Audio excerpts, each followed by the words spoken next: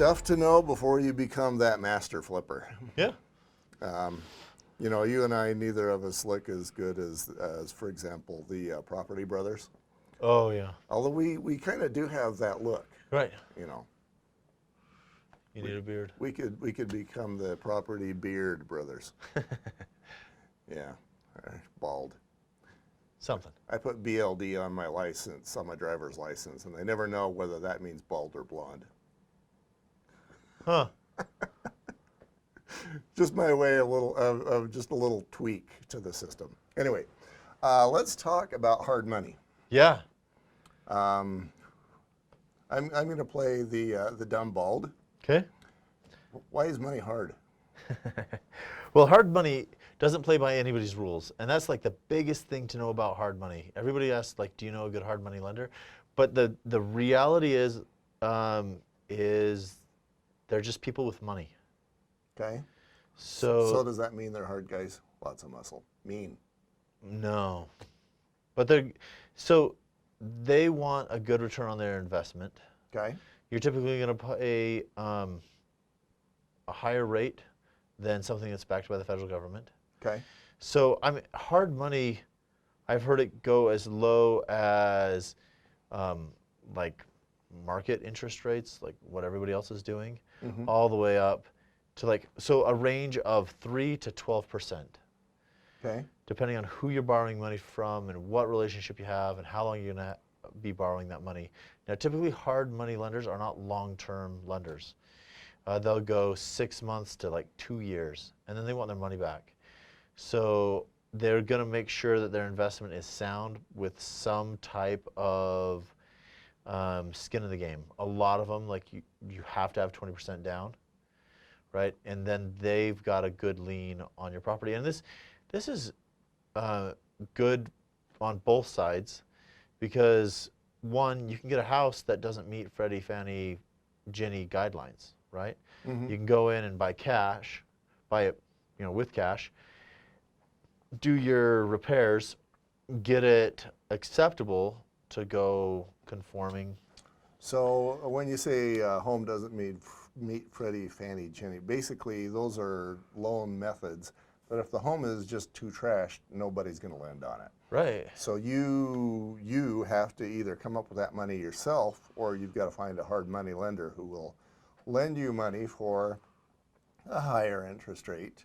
Right. And you've got to have it in your business model so that you can accept that higher interest rate and still make some money when you sell it. Right. Okay.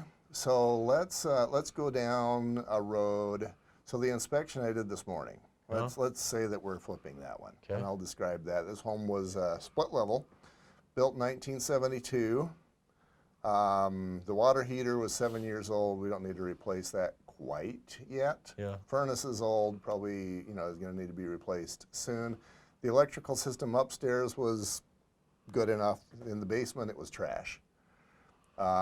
Structure is okay. We've got to get some rain gutters on there. So. It's not as bad a flip as a lot. It actually had some doors that looked like they'd been kicked in, which is either a sign of anger or a sign that maybe we need to do a meth test. Yeah.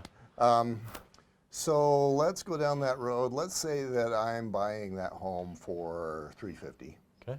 And let's say that I think that I can sell it for $425 after I flip it. Okay. Okay, tell me why the grimace. That's not a very good margin. Okay. Your cost of selling it just in professional fees, I'd say you should guess about 10%. Okay. So that means, would you buy it for $350? You plan on selling it for $425? Right. Let's pull out. So $350 and 10% is $385. Well, you're actually gonna do it on so you're going $425, right? Mm-hmm. So right off the bat, you're going to be netting about $382. Okay? How much are your repairs? $25,000. So you're going to take $25,000 off that. That means right there, I pushed the wrong button. This is the part where I ad lib while he does that. minus 25,000. 382 minus 25,000. Yeah. So you're at 357,500. That means, so if you don't pay any costs for your loan, and if you don't pay any interest, you're going to net 7,500 bucks. If everything goes perfectly. If everything goes perfect, you're going to work your butt off. A lot of people are like, oh, that's fine. I'll do all the repairs myself. So you're going to take a month off work to make $7,000? Yeah. Like if you're working at McDonald's, not bad, but well, and this home had a lot of mold underneath the kitchen sink, and we needed to put a separation between the garage and the laundry room. We had the laundry room, and then it was this open space, and as I walked around this open space, I saw that was a one-car garage. So now we've got to put a wall between so that the carbon monoxide from the garage doesn't get into the laundry room. Yeah. So I guess you can say that additional stuff. Yeah. Well, that's the thing. So, and then I always say 10%. Cost to sell is 10%. Now, granted, a lot of times it doesn't come out to 10%. But when you're running rough numbers on a flip, I always throw in contingency. So 3% agent commission on your side, 3% agent commission on the other side, 3% seller paid closing costs. And like right now, that's never happening. But you're only gaining 3%, right? So maybe rather than 7,000, you're gonna make a few more thousand more. But I think like if you're gonna flip, you should be making tens of thousands. Because also flipping, you're gonna have capital gains taxes. Unless you do this all the time and this is your business model and you can show it as business income. And we're paying the hard money lender his fee for however many months we're holding this. If he charges 1% up front at one point on your $350 loan, now you're down to $3,000 profit. That's not enough. I think this math is probably a good example of why, if you want to do that flip for the first time, you need to have some people around you. Yeah, talk to your agent or your lender.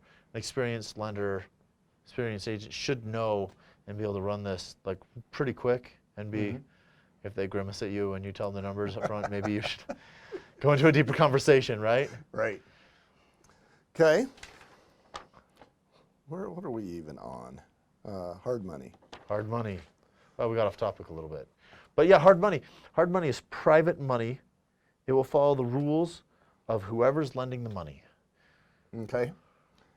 And yeah, as you're aware and as I can imagine, yeah, it's just that guy. Maybe he, when you mentioned that maybe he's got the 3% interest rate that that FHA does, that will be because he wants a fee up front. Or because the other thing is like maybe this is your grandpa who loves you dearly and wants to see you succeed, and he's willing to invest something in your future, right? That would be considered hard money as well.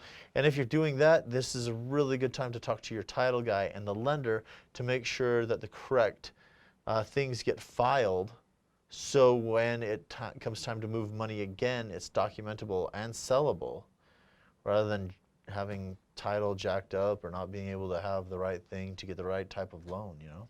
So hard money guys aren't necessarily sharks. They're just guys, they're actually, they can be guys that are hugely helpful. Right. Because the bank's not going to loan you money. Not at all. HUD's not going to give you any money on this trashy house. You don't have the nickels in your bank account. Your only option is hard money or don't do it. Right, exactly. It's just like driving a vehicle, right? Like driving a semi-truck around is a really stupid idea unless you're pulling a 53-foot trailer. Then it's the best idea. Horrible gas mileage, but that's not really the concern, right? You need a vehicle that moves the thing you want to move. Be aware of the cost of that. That's a pretty good analogy. Jason gets 1 point. One point. We'll be right back.